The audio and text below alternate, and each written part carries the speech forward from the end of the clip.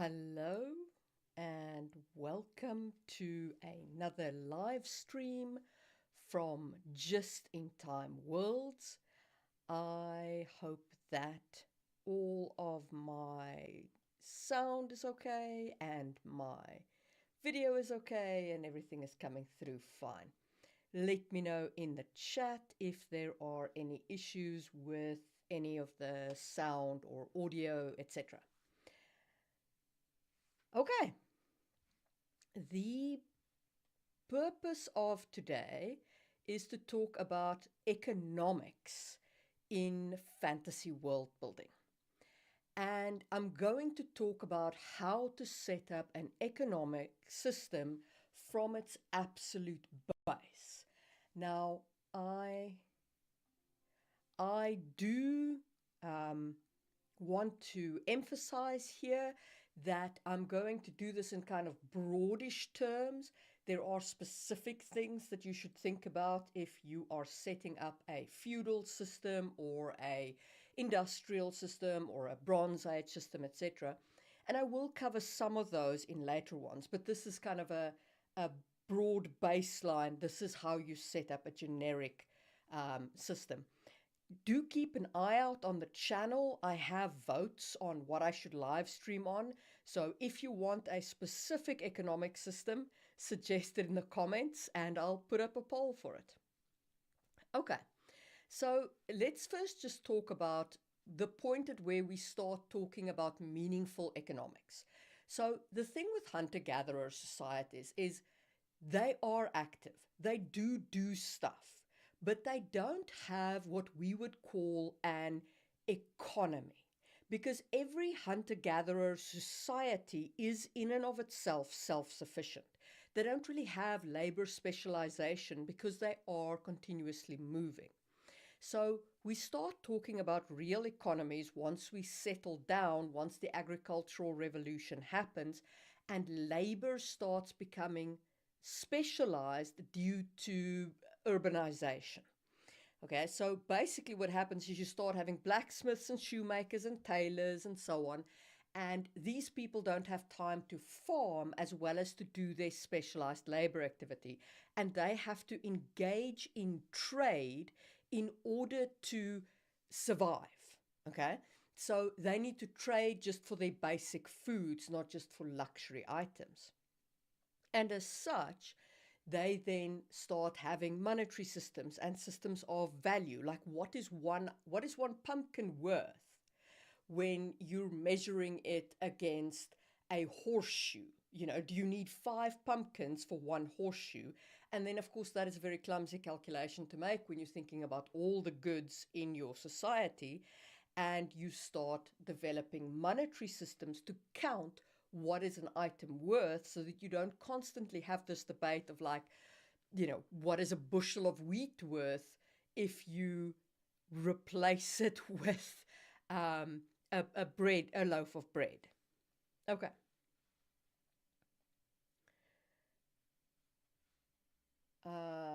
Somebody says it's a bit quiet. Does anybody else have trouble hearing me? Okay, so then, so we've spoken about what happens when you get an economy and what economic activity is.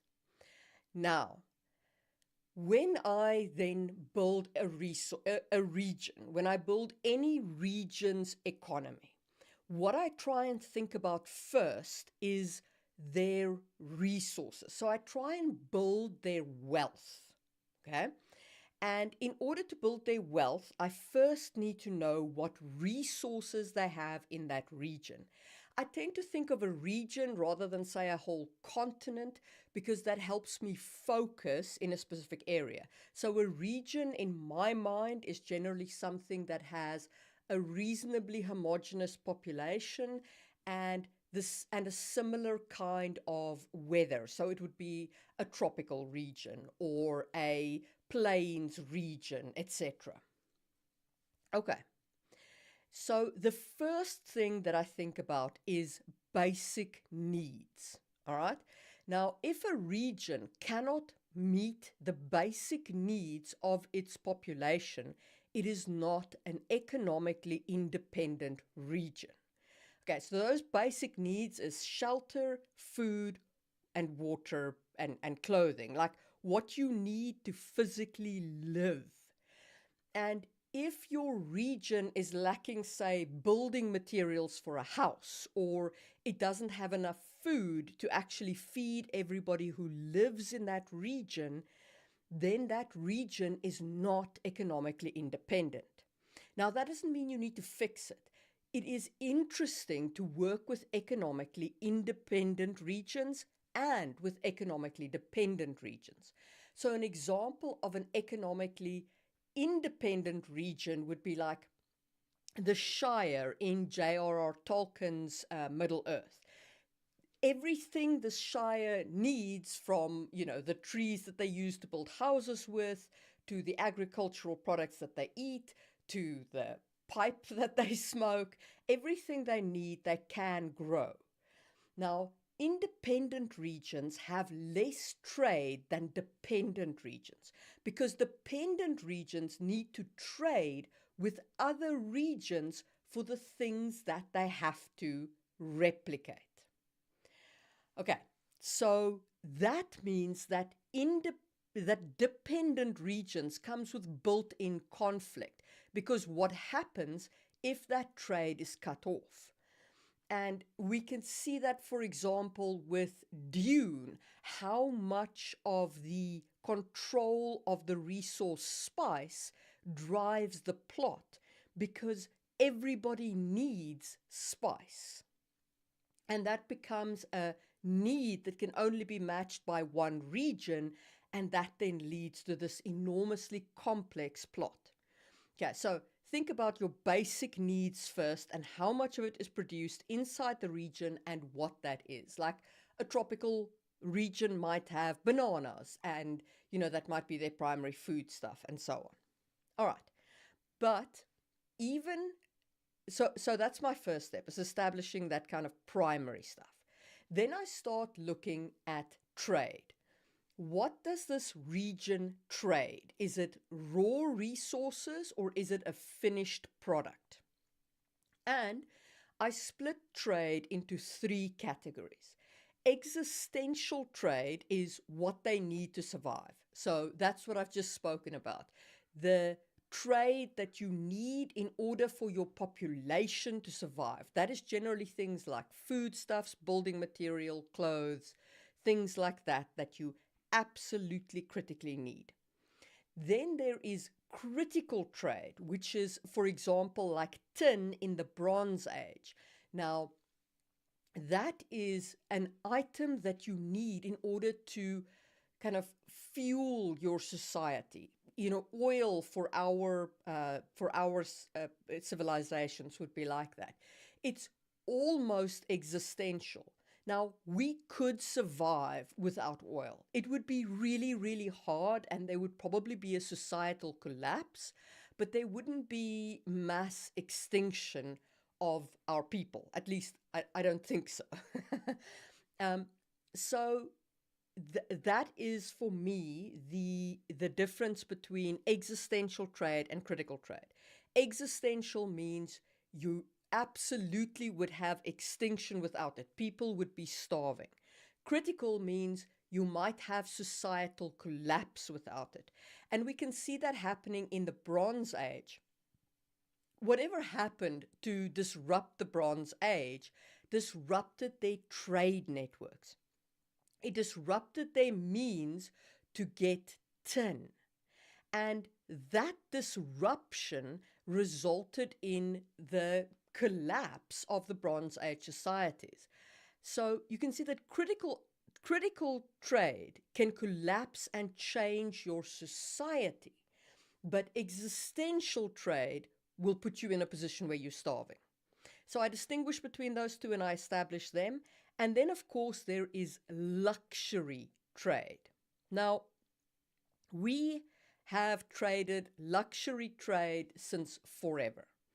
Okay, if you go back to the earliest writings that we have deciphered, they contain like lists that, Bronze Age kings sent gifts to each other, these lavish gifts, and that actually is basically a luxury trade. It's like, I am going to give you all of this gold and jewelry, and you are going to, show friendship to my nation, and so on.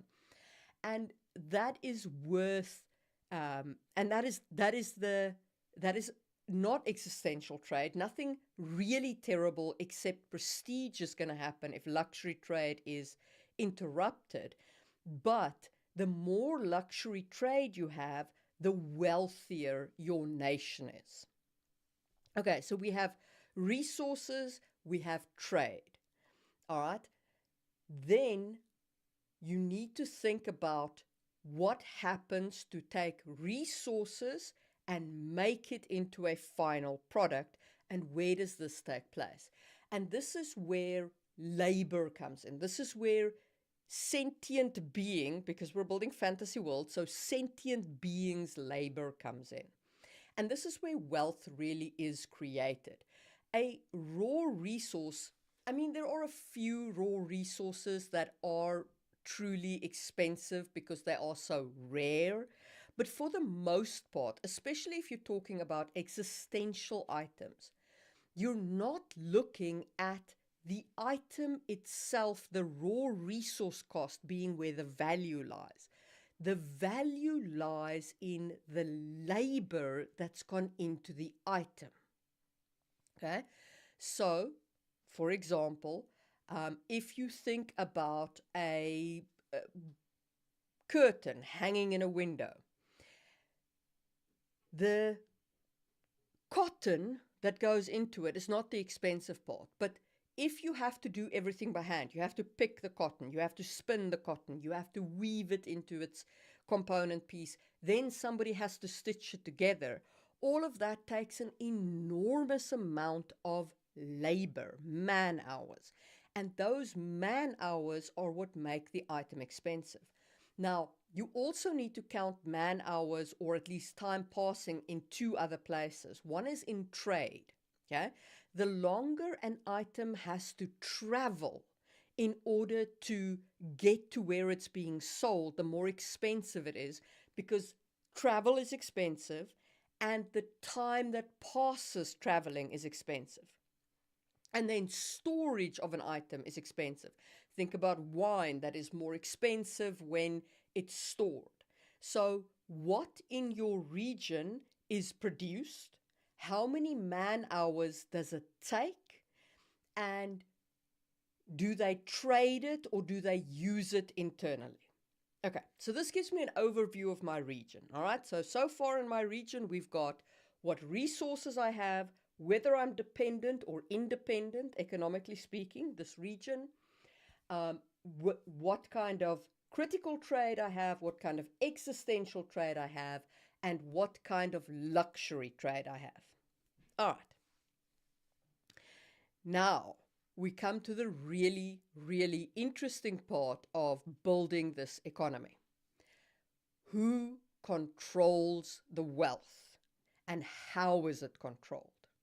Okay, so we've established what wealth there is. We know what economic activity there is. We know what production there is, all of that. But who controls it? Starting with raw resources. Okay. Land. Land in an agricultural economy.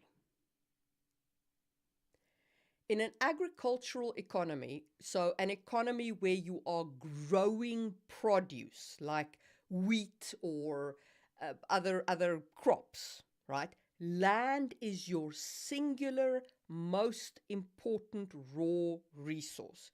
Without it, you are flat out not not getting that that resource into production. Yeah. If you've got an economy that's got a lot of minerals, who owns the right to those minerals? Who owns the right to pull them out of the ground and sell them? Who taxes the miners, etc.? In an animal-based setup, it's not always about land. Sometimes it is about pastures and stuff like that, but you can also have a nomadic setup with a pastoral economy, which I will talk about towards the end of this live stream when I talk about different economic systems. So the purpose is, the first question you have to answer is, who owns your raw resources? Bram has put an interesting chat into the chat and said that our economy is broke, so that new denim is more expensive than jeans. Unless the jeans are designer, then you're paying for the name. Yes. So we have a very strange economy on two fronts, because we have so much automation that some of our items are actually without value anymore, because the cost of the resources that's gone into them is pretty much negligible, and there's almost no labor involved in their production. And then we have a lot of economic activity that's centered around things that are wealth because we all agree they're wealth, like brand name recognition or the value of a stock price or such things that have no intrinsic wealth. They have wealth because we all agree that they do, which is a kind of house of cards economy. But as long as we all keep believing it, it keeps being true. I don't know. Maybe someday it won't work anymore, but I'm not a prophet, so I can't answer that one. Anyway, back to fantasy economies, which are way easier. Okay, so first of all, who owns the resources? Second question, who owns the labor? Okay, now, a man or a woman or a sentient being entitled to profit from their own labor is not necessarily a given. Many of the economies in the past have been slavery-based economies. Okay, they have been economies where a sentient being is not, where a human is not entitled to profit from their own labor, because that is the nature of the society. The classical era especially, Rome's economy ran on slaves. I mean, one of the things that caused the breakdown of the Republic and the switch to an imperial way is that Rome's military conquests were so successful that they brought back so many slaves that the peasants of Rome no longer had the opportunity to work. And because of that, they became poorer and poorer, while the patricians became richer and richer. And I mean, we say that Caesar brought down the Republic, and he did, but you need to understand that at the point where he dragged the Republic out back and shot it, he was hailed as a reformer by the people of Rome, because the Republic had grown completely corrupt, with like all the wealth concentrated in the hands of the patricians. So anyway, side note about Rome there. So the question about labor is, where do those profits go?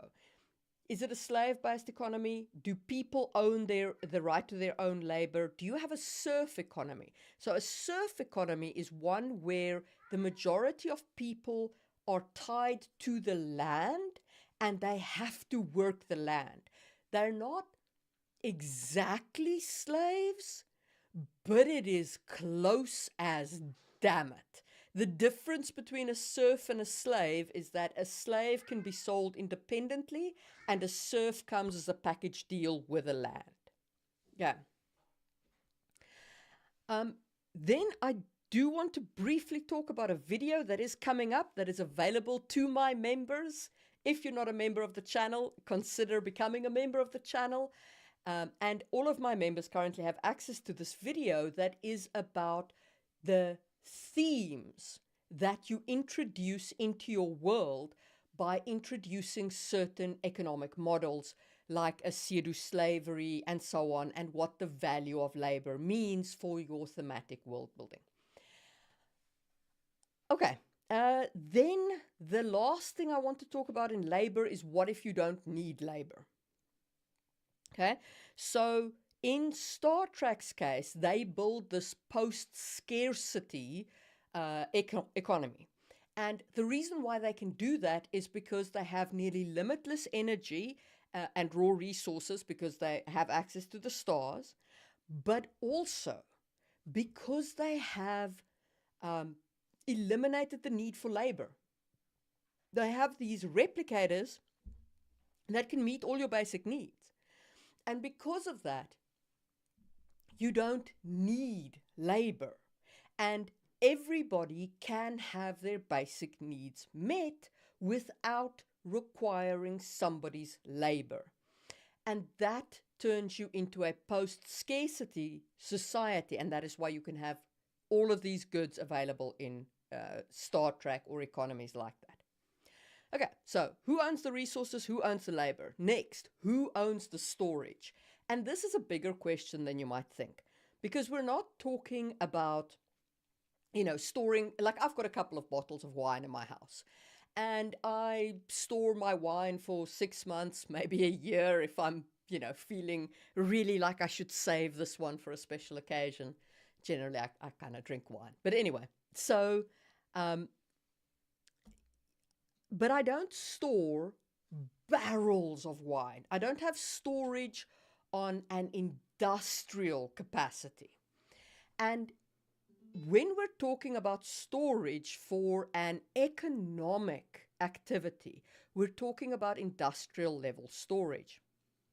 And we can actually see the Bronze Age economies developing in part due to storage, right? I mean, they actually talk about, people bringing their surplus agriculture to the Bronze Age economies, and to and there they essentially then have that in storage for when the lean times come, and they can draw on that. The temples that stored these surpluses became what amounted to the first banks, a very, very early, very basic form of banking. And storage is also important for that surplus versus your scarce times, right? Because if you have nowhere to store your surplus economic activity, your surplus foods, etc., then if you're hit by a disaster, even if you did have rich years, you have nothing to draw on because you have nowhere to store it. So where is surplus stored? Is it stored? Is there a centralized storage? Does each economic unit, each family have its own storage? How does that work? Who owns storage? Okay, so storage, labor, resources.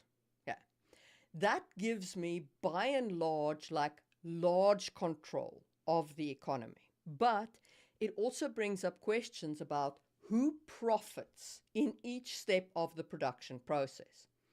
Who profits from labor? Who profits from the transport of resources and goods? Okay, is it the person producing it?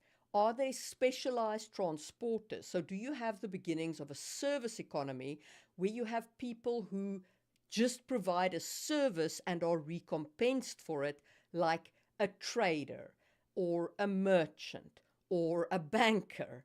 Do you have that kind of services? Who profits from the storage? Is there a tax paid on storage? Do you have to pay for storage? Do you have to maintain your own storage? And who pays for the sale of the item? So who pays for somebody to stand there and convince somebody else to buy the item? And that is also the start of your services, right? So are there services like that, and are they recompensed? Or does every producer of an item have to also sell their item? Do farmers take their own produce to the market, and do they sell it themselves? Or are there people who specialize in that activity? Okay. So that gives me a very, very comprehensive overview of the basic economic activity. But I did say that it's about control. So there's one more, this section's about control. So there's one more thing to talk about, and that is who makes production decisions. Yeah, and this is where you start getting into the kind of economic model that you have, which I actually did. One of the first videos on my channel was the economic models that you can use to build your fantasy economy. Now, who makes the production decision is core to that. Okay, if your state makes production decisions, your government says what should be produced, then you have a command economy. The Bronze Age economies worked like that, as far as we can determine. I mean, there's a lot of missing information about the Bronze Age, so obviously this is kind of, as far as we know. But they seem to have been command economies where the state made decisions about what would be grown where, how much water you could use, and that kind of thing. And it seemed to have been command-based economies because of resource control, because of water control and land control and so on. If an owner of the resource or of the production of the thing makes the decision as to what should be produced, then you're looking more at the capitalist system, right? So the owner of a factory says produce 100 pins. That's a capitalist system where somebody owns that economic underlying activity. And if the community owns it, then you're looking more at kind of your social, or communism is almost more a political system than it is per se an economic system, but you're looking at it at a socialism, communism kind of system. So you don't need to delve terribly deeply into all this. You just need to know who decides what to produce.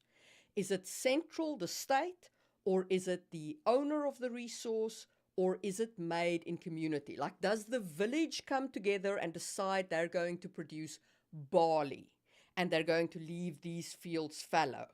And if the village decides that, if it's like a communal decision, then the community decides what they're going to produce.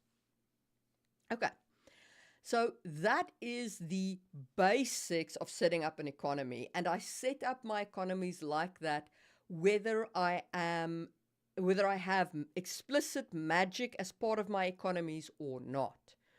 Okay, because those things are important to know for any economy with or without magic. All right, so the next question is, what happens when we add magic? If this live stream is awesome for you so far, consider giving it a super thanks, thumbs up, all those YouTubey things. And let's hit the fantastical and the magic. Okay, so magic can have a dramatic impact on building an economy. Okay, so firstly, if your magic affects labor, that means the value of your items change. Think again about that Star Trek example. If you have labor, that doesn't need to happen because of magic. Like, you've replaced all sentient beings' labor with golems. Okay? Golems do all work. Then the value of your goods, not necessarily the price, different question, but the value of your goods drops dramatically because you don't have to pay for labor just for the storage of these golems, when they're offline, or their maintenance or whatever. So think about what impact your magic has on labor. If it has no impact, 100%, don't stress about it. But if it makes labor less, then you are 100% okay. Okay? If it makes labor less, if it means less labor, then you have items that are worth less. Okay. Then think about magic not as an input into, also think about magic as a raw resource, but this is less important than you think. Okay, so if magic can produce raw resources, I mean, okay, cool. But raw resources isn't where the bulk of the value goes in. The bulk of the value is in time and in labor. Okay, that's your bulk value. Unless it's a very, very rare resource, resource cost is a very small item of the final kind of value calculation. But if magic can produce completed things, like there's that D&D spell, Hero's Feast, that just pops, food completely out of thin air, or if it can produce clothing or things like that, like just, like Star Trek's replicators, you might be looking at a post-scarcity economy in a medieval time period, which would be, I mean, all kinds of fun. Like, I don't know if anybody's done such an economy, but it would be pretty epic. Okay. Then magic itself might have costs. Okay, so if your magic involves some kind of components, all right, so either you have, for example, ritual components where you need to gather components and put them together in a pot and stir up a potion, like the cost of those components, gathering them, trading for them, transporting them from where they're found to where you need them, all of that goes into your economic calculation. Okay, and a region like, for example, Dune, with its spice, could become central to your global economy because they are the only place where the special magical component comes from that everybody else needs, so it becomes a critical trade item that this region exports. Yeah, Dune or tin in the Bronze Age, oil in this day and age, etc. So basically your magical component becomes like that. Werbus says when you cast the feast spell, someone else's food just disappears from the table. Yeah, I mean, you could balance your food like that. I like that. That's very cute.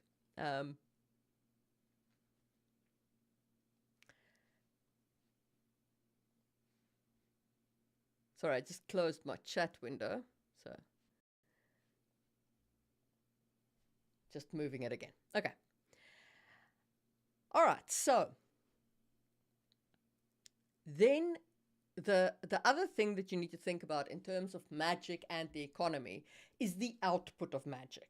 All right, so we've spoken about the centralized we've spoken about, for example, making a potion or making a scroll or things like that. Things like that would be your equivalent of a consumable item. Okay, so this is stuff like your food is a good example of this, where you have food that people have to consume. So instead of food, think of things like potions, think of things like scrolls, and anything that you consume. You use it once. It's a magical item you use once. What would that cost? In other words, what is the mage? What is their actual labor worth? Because they would probably be a specialized laborer. They're a laborer who produces a very special item, and they deserve to be equally recompensed for their time, their knowledge, all of that kind of thing. So what is their labor worth? And that goes into the consumable item. Then think about more permanent items as well, because this should in order to create a balanced system, creating a permanently magical item should involve a fairly hectic cost. Okay, otherwise you're going to end up with, if you're playing D&D, everybody has a +5 sword because it's just too cheap. All right, so think about what goes into creating these permanently magical items and what that means for your economy. How is that paid for in terms of value, and what economic activities goes into making such permanent items? All right, so I hope that is all clear and everybody is following that so far. And because we have not had a live stream for so long, I am going to continue, and I'm going to rapidly cover some specific economic types. Okay. So first, the Bronze Age, which we've already spoken about a little bit, all right? You had centralized control of production. You had the storage of surplus generally happening within the temples. And as I said, temples became the kind of first banks. And in fact, if you check out my video on banks, I go into some detail there about the economic, the temples and their economic activity and how they did banks. Okay. Then they also did central management around water and resources during the Bronze Age. They had the emergence of currency during the Bronze Age because they started requiring trade. It was very basic currency at this point. It was just kind of the start of having real currency where you count the value of items. They had massive, massive trade networks tied into their need for tin in order to make their signature item, bronze. Bram says there's a problem with light scrolls. In my world, they can just be traced and stamped without a person being a mage. That's 100% fine. You can have such generic items that you just have in your world. You must just take it into account when you're thinking then of things that add value in your world. You could do anything you like with a fantasy economy. It is your world. You just have to think through the consequences in terms of labor, value, and who profits and where the control is. That's all you really need to worry about. Because if you think through those consequences and it all makes logical sense internally, your economy works. And that's all it needs to do. It just needs to work within the context of your world, not the context of our world, you know? Okay. So we've spoken about the Bronze Age very briefly. Then the next economy that I want to talk about is the classical economy, where you had less state ownership and you had much less control of the temples. Now, I have a personal theory, and please, this is a personal theory, but I have a personal theory that the reason why you had such a reduction in the involvement of the temple during the classical age is because you had essentially various apocalypses ended the Bronze Age for various cities, like different ones for different cities, you know. I mean, Egypt survived it, but the Hittites didn't. They seem to have been hit by climate change. Some of the other empires fell due to the sea peoples. Some of the other ones fell because they kind of lost track of their resources. You know, all of these things impacted them. But the Bronze Age seems to have been the age of like the god kings, you know, or the priest kings. And they were saying like, I am the king because the gods say so. And I think that after the apocalypses, people lost such faith in these statements that the stock of the temples fell. So I think that's one reason. And of course, the other one is that, you know, as people find out more about the world around them, they're like, yeah, but actually it's not the god that makes thunder. You know, it's when clouds pack together and stuff like that. So as they discover more about the world and they kind of logically figure things out and they build on the knowledge that they had, you know, the knowledge from the past. We stand on the shoulders of giants and all that. They, you know, the pronouncements of the priests become less and less true. Anyway, personal theory. Back onto the classical economy. So the priest's role in the economy went way, way, way down. It became much more about the state and about the owners of the means of production. That is to say, the owners of the land, because the classical economy was still very land-based. Okay. It was also an extremely slave-driven period. People did not necessarily own their own labor, and those who made economic decisions could own the labor in full. Money became very diversified. It became a common thing. Like you had Roman currency, Greek currency, Hebrew currency, etc., etc. And wealth was often acquired through conquest. Okay? So you had a lot of kind of go to somebody else's land and take their stuff. And then taxation to fund public works, military activities, administration, and even social welfare became common. I mean, Rome had this policy of every citizen of Rome is entitled to a measure of grain a day, right? So they had a social welfare system. It's a very basic one, but they had one. And the deterioration of that is part of their whole like fall of Rome and becoming an empire, etc., etc. All right, so that was classicalism. Then I've spoken a little bit about feudalism, but let me talk about it a little bit more deeply here. Feudalism is a pyramid scheme. Okay, you got guys at the bottom who give their services to the ever escalating pyramid to the top, where the king sits getting all of the services and economic wealth. It's very much a pyramid scheme. And it's basically based on military service. Okay, so like a knight owes his service to the lord, who owes his service to the earl, who owes his service to the duke, who owes his service to the king. And there's like the amount of men that you have to supply to the army and all kinds of complicated things like that. But for the common people, which would probably have been me, I'm as common as dirt, so I'm pretty sure my ancestors were peasants. They were tied to the land. Okay, so they worked the land, but the produce of their labor went to the dude who owned their manor.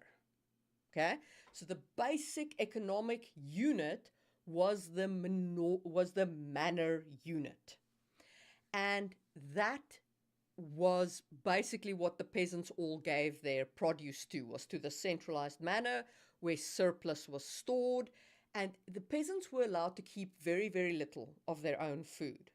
Okay, so they basically gave almost all of it to the noble, who was the only one who stored anything. Peasants lived hand to mouth in serfdom.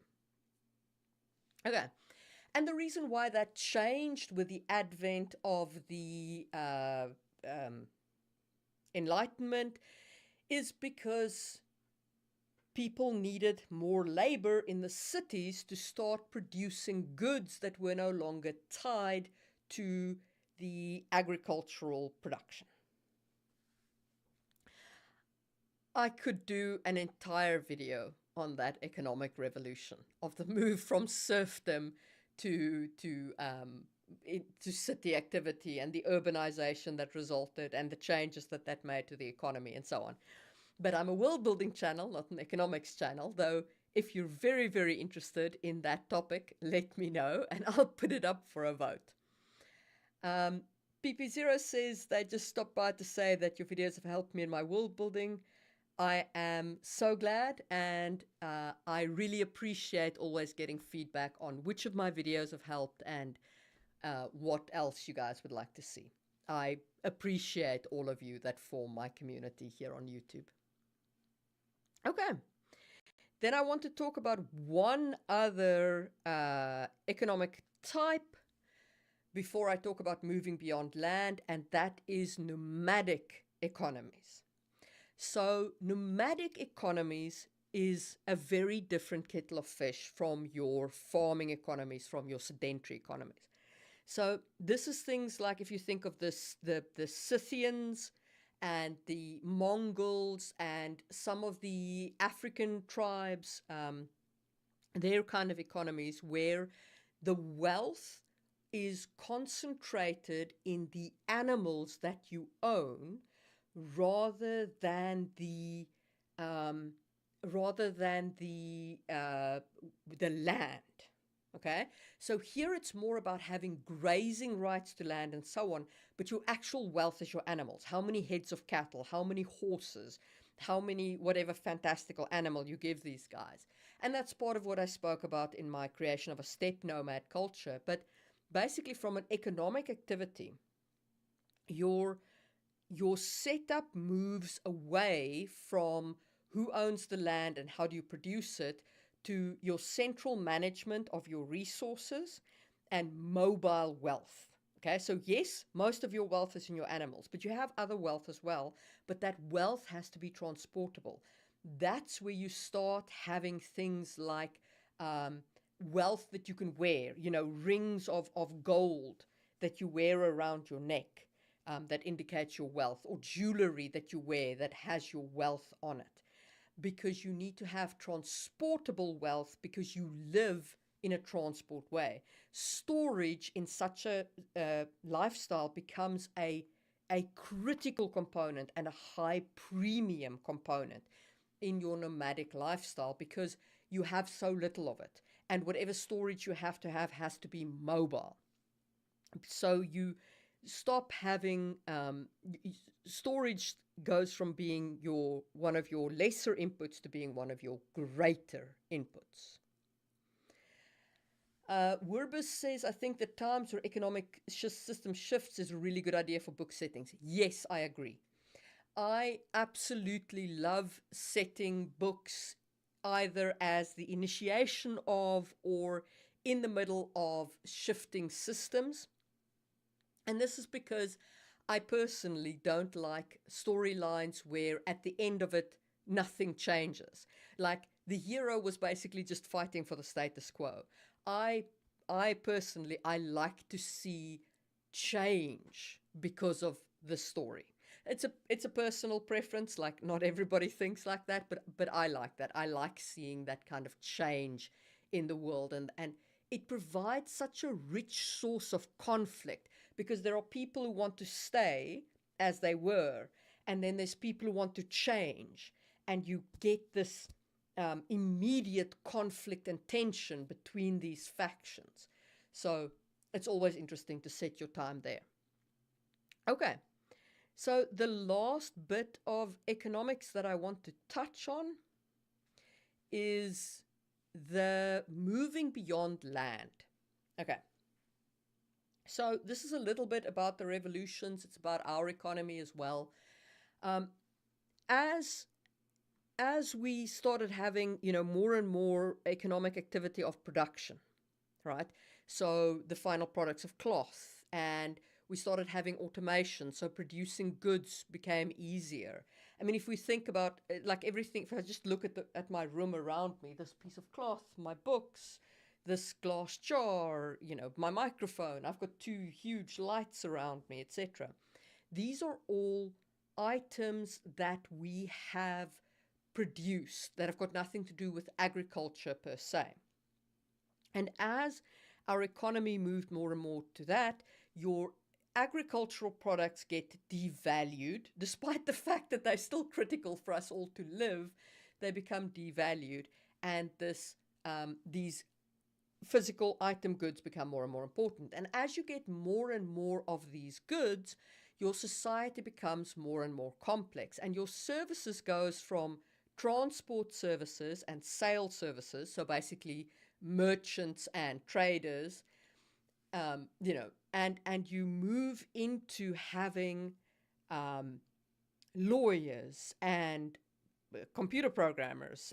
And although I would argue computer programmers produce stuff, but that's, because I'm a computer programmer. But managers and project managers and business analysts and all of these things are services that are now required to make the economy work.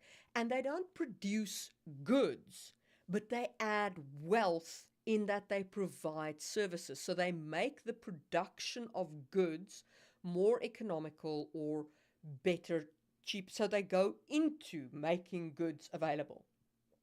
But they don't per se produce goods.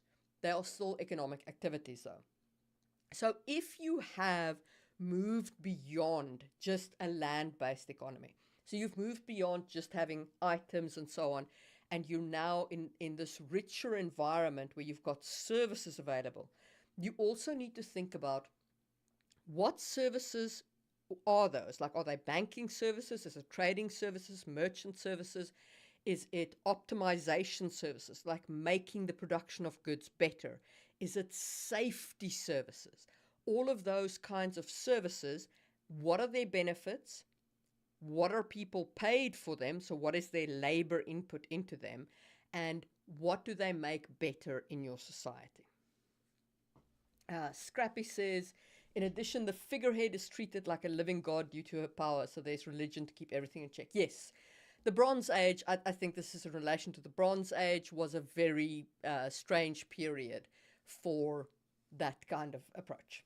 Okay, so that was by and large my thoughts on creating fantasy economies.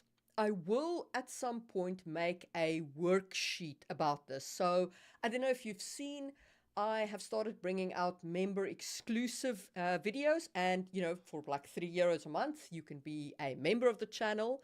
And I plan on bringing out at least one member exclusive video a month, and that will have an attached worksheet.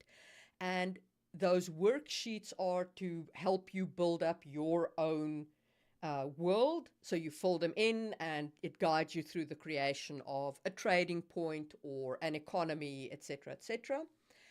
And and if you're a member of my channel, you get to download them free of charge.